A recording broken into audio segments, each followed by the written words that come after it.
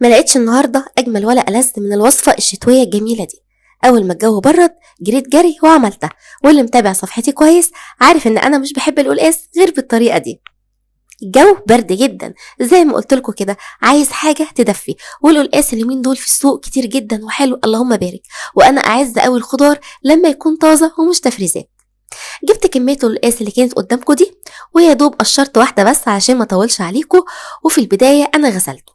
انا مش مع الناس اللي بتقول ما تغسليهوش، انا لازم اغسله لان اكيد مش بيكون نضيف من بره. غسلته كويس جدا ونشفته حلو قوي، وبعد ما قشرته نضفت البلانشة كويس والسكينة طبعا، وهبتدي ان انا اقطعه التقطيع المعتاد. والله انا كنت جايبه الكميه دي بصراحه، ويعني مش عارفه هقدر انا هعمل منها قد ايه، ولكن عايزه اقول لكم ان هي عملت لي اكلتين بسم الله ما شاء الله. طبخت منها جزء والجزء التاني شلته في الفريزر. اتفاجئت كمان بسوى القلقاس بسم الله ما شاء الله، كان جميل جدا، وهتشوفوا معايا في الفيديو للنهاية. عاملين النهاردة بقى أكلة شتوية من الألف للياء، من أول الخضار لحد اللحمة لحد لسان العصفور، الرز بالشعرية.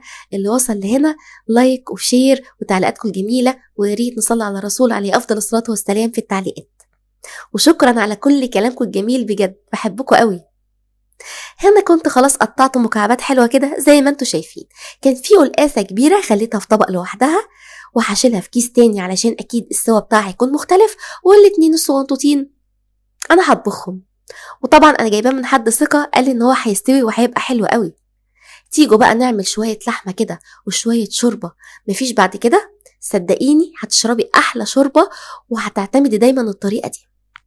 جبت هنا حلة سخنة فيها مادة دهنية، أنا نزلت بزيت ونزلت بمكعبات اللحمة بتاعتي، أي قطعية أنت تحبيها، واعتمدي الطريقة دي دايما، هتشربي أحلى شوربة. ومش هنزل على اللحمة بأكتر من فلفل أسود و7 بهارات أو بهارات اللحمة من عند العطار، وطبعا مستكة وحبهان ورق لورا وجزر وبصل، وطعامي الشوربة بتاعتك خالص على قد ما تقدري. ولازم اديها تشويحه حلوه وتحميره حلوه كده، لان ده اللي هيخلي معايا لون الشوربه تحفه. ونزلت عليها بميه بتغلي. اللي قدامنا ده ايه؟ القلقاس بتاعي لازم بديله شطفه بسيطه، ولازم بديله تحميره، هي دي طريقتي فيه. يعني حتى التحمير ما كانش متحمله من كتر ما هو طري جدا، بجد كان اللهم بارك حاجه زي الزبده. بعد التحميره دي هطلعها طبعا على مناديل المطبخ، وهبتدي بقى ان انا اعمل الصلصه بتاعتي. حلة سخنة على البوتاجاز، نزلت ببصلاية كبيرة مفرومة، وهديها تشويحة لحد اللون الدهبي الجميل اللي انتوا شايفينه ده، ومعلقة صغنطوطة خالص توم مفروم. وفي المرحلة دي أكون مهدية النار علشان ريحة التوم بتاعتي تطلع وتبقى حلوة جدا معايا.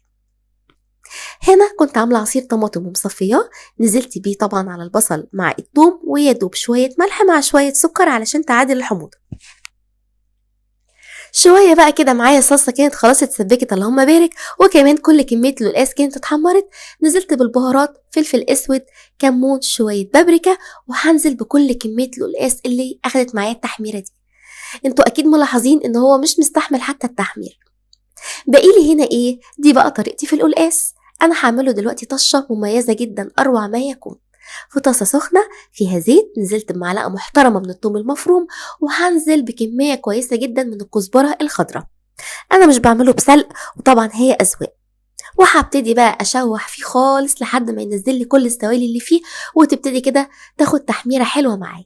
في الوقت ده كان القلقاس بتاعي جنبي، وكنت منزله فيه مكعبات اللحمة ومزوداه بمرقة من بتاعة اللحمة اللي احنا عملناها، هتوديهولي في حتة تانية. وخلاص كانت اللحمة كمان بتاعتي مستوية، فهتاخد وتدي كده كام غلوة مع القلقاس، هتخلي الطعم وهم يا جماعة، الطعم كان يجنن. يا دوب يعني 3-4 دقايق كده ريحة الخضرة تطلع واطفي عليه.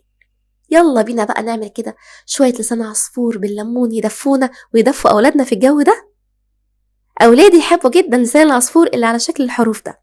شوحته في يعني معلقة صغنطوطة خالص من السمنة البلدي على الزيت، ونزلت بالشوربة بتاعتي كده مع اللحمة المسلوقة، خليت جزء في الخضار وخليت جزء في الشوربة، وهتشربي أحلى شوربة لسان عصفور وهتدعيلي. شايفين الشكل؟ بسم الله ما شاء الله. تيجوا بقى نعمل شوية كده رز بشعرية، ما هي الأكلة دي ما تنفعش أبدا من غير رز بشعرية. هتعملي أكلة يبقى اعمليها كاملة متكاملة من كل حاجة وما تكسليش.